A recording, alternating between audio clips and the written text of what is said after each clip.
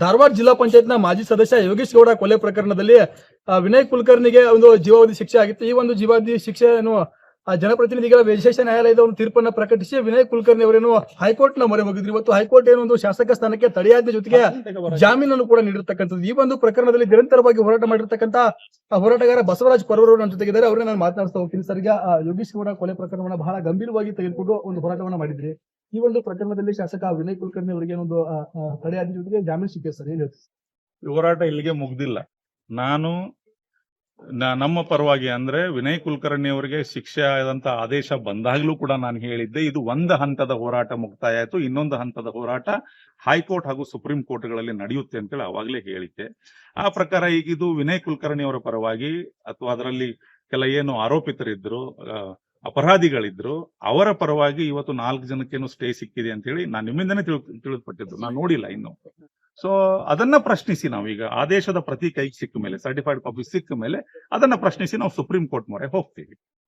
Sir, ಈಗ high court ಕೂಡ ಒಂದಿಷ್ಟು ಕಂಡೀಷನ್ ಅನ್ನು ಹಾಕಿ ಅವರಿಗೆ ಜಾಮೀನನ್ನು ಕೊಟ್ಟಿರ್ತಕ್ಕಂಥ ಈ ಒಂದು ಜಾಮೀನು ತಮ್ಮ ಸಿಗ್ತದೆ ಅನ್ನೋದು ಹೋಪ್ ಇತ್ತು ಸರ್. ತಾವು ಹೋರಾಟ ಮಾಡ್ತಾ ಇದ್ರಿ.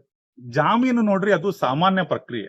ಯಾವುದೇ ಗಂಭೀರ ಪ್ರಕರಣಗಳಾಗಿರ್ಲಿ ಅಥವಾ ಸಾಮಾನ್ಯ ಪ್ರಕರಣಗಳಾಗಲಿ, ಅದರಲ್ಲಿ ಶಿಕ್ಷೆ ಆದಾಗ ಹೈಕೋರ್ಟ್ ಅಲ್ಲಿ ಒಂದು ಅಪೀಲ್ ಹೋದ ಮೇಲೆ ಹೈಕೋರ್ಟ್ ಅಲ್ಲಿ ಅದರದ ವಿಚಾರಣೆ ನಡೆಯುತ್ತಿರುವಂತಹ ಸಂದರ್ಭದಲ್ಲಿ ಅದು 1 ವರ್ಷ, 1.5 ವರ್ಷ, 2 ವರ್ಷ ಸಮಯ ಹೋಗೋದ್ರಿಂದಾಗಿ ಅವು ಯಾರು ಅಪರಾಧಿಗಳಿದ್ದಾರೆ ಅವರಿಗೆ ಕಂಡೀಷನಲ್ ಬೇಲ್ ಕೊಡ್ತಾರೆ ಹೈಕೋರ್ಟ್ಗಳಲ್ಲಿ.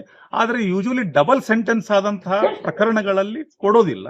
ಸೊ ಇದೊಂದು ವಿಶೇಷ ಪ್ರಕರಣ, ಸಿಗಬಾರದಿತ್ತು, ಸಿಕ್ಕಿದೆ. ಈಗ ಯಾವ ಅಂಶಗಳ ಮೇಲೆ, ಯಾವ ಕಾರಣಗಳಿಂದಾಗಿ ಸಿಕ್ಕಿದೆ ಅನ್ನೋದನ್ನ ಗಮನಿಸಬೇಕು. ಈಗ ಅದನ್ನ ನಾವು ನೋಡಿ ನಾವು ಸುಪ್ರೀಂ ಕೋರ್ಟ್ಗೆ ಹೋಗ್ತೀವಿ. ಸರ್, ಈಗ ಏನಾದ್ರು ಯೋಗೇಶ್ ಗೌಡ್ರ ಫ್ಯಾಮಿಲಿ ಜೊತೆಗೆ ಮಾತನಾಡಿ ಮುಂದಿನ ಕಾನೂನು ಹೋರಾಟದ ಬಗ್ಗೆ ಯಾವ ರೀತಿ ಚರ್ಚೆ ಅದೇನಾದ್ರು ಮಾಡ್ಕೊಂಡಿದ್ದಾರೆ ಸರ್? ಸರ್, ಮೊದಲೇ ನಾವು ಚರ್ಚೆ ಮಾಡಿಬಿಟ್ಟಿದೀವಿ. ನಾನು ಹೇಳಿದೀವಲ್ಲ, ಈಗ ಇದು ವಿನಯ್ ಕುಲಕರ್ಣಿ ಅವರ ಪರವಾಗಿ ಬಂದ್ರೆ ನಾವು ಸುಪ್ರೀಂ ಕೋರ್ಟಿಗೆ ಹೋಗ್ತೀವಿ, ಅಥವಾ ನಮ್ಮ ಪರವಾಗಿ ಬಂದ್ರೆ ವಿನಯ್ ಕುಲಕರ್ಣಿ ಅವರು ಸುಪ್ರೀಂ ಕೋರ್ಟಿಗೆ ಹೋಗ್ತಾ ಇದ್ರು.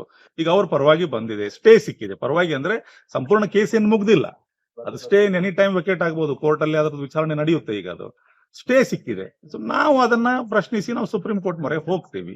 ಸುಪ್ರೀಂ ಕೋರ್ಟ್ ಅಲ್ಲೂ ಕೂಡ ನಾವು ಏನೇನು ಮಂಡಿಸಬೇಕು, ಏನೆಲ್ಲ ಪ್ರಯತ್ನಗಳನ್ನು ಮಾಡಬೇಕು, ನಾವೆಲ್ಲ ದಾಖಲೆಗಳನ್ನು ಕೊಟ್ಟು ನಾವು ಒಳ್ಳೆ ವಕೀಲರನ್ನ ಇಟ್ಟು ನಾವು ಅಲ್ಲಿ ಹೋರಾಟ ಮಾಡ್ತೀವಿ. ಸೊ ನನಗೆ ನಂಬಿಕೆ ಇದೆ ಕಾನೂನಿನ ಮೇಲೆ. ಏನಂತ ಕೇಳಿದ್ರೆ, ಈ ಸ್ಟೇ ವೆಕೇಟ್ ಆಗುತ್ತೆ, ಇವೆಲ್ಲ ಏನು ಅಪರಾಧಿಗಳಿದ್ರು ಇವರೆಲ್ಲರೂ ಕೂಡ ಶಿಕ್ಷೆ ಅನುಭವಿಸ್ತಾರೆ ಅನ್ನುವಂತ ನಂಬಿಕೆ ನನಗಿದೆ.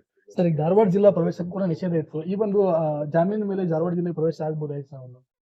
ನೋಡಿ, 3 ಪ್ರಕರಣಗಳು ವಿನಯ್ ಕುಲಕರ್ಣಿ ಅವರ ಮೇಲೆ ಇತ್ತು. ಒಂದು 2019ರಲ್ಲಿ ಸಾಕ್ಷಿ ನಾಶದ ಪ್ರಕರಣವನ್ನು ದಾಖಲು ಮಾಡಲು ಜಸ್ಟಿಸ್ ಸಂದೇಶ್ ಸಾಹೇಬರ ಪೀಠ ಆದೇಶ ಮಾಡಿತ್ತು. ಅದು ಕೂಡ ಹೈಕೋರ್ಟ್ ಅಲ್ಲಿ ಸಿಬಿಐ ಕೊಡೋದಕ್ಕೋಸ್ಕರ ಅದು ನಡೀತಾ ಇದೆ.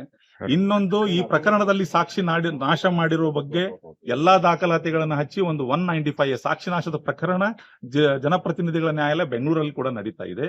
ಅದರಲ್ಲೂ ಕೂಡ ಕೊಲೆ ಪ್ರಕರಣದಲ್ಲಿ ಯಾವ ರೀತಿ ಕಂಡೀಷನ್ಸ್ ಇದ್ದು ಜಿಲ್ಲಾ ಪ್ರವೇಶಕ್ಕೆ ನಿಷೇಧ, ಅದರಲ್ಲೂ ಕೂಡ ಅದೇ ಥರ ಕಂಡೀಷನ್ಸ್ ಇದಾವೆ.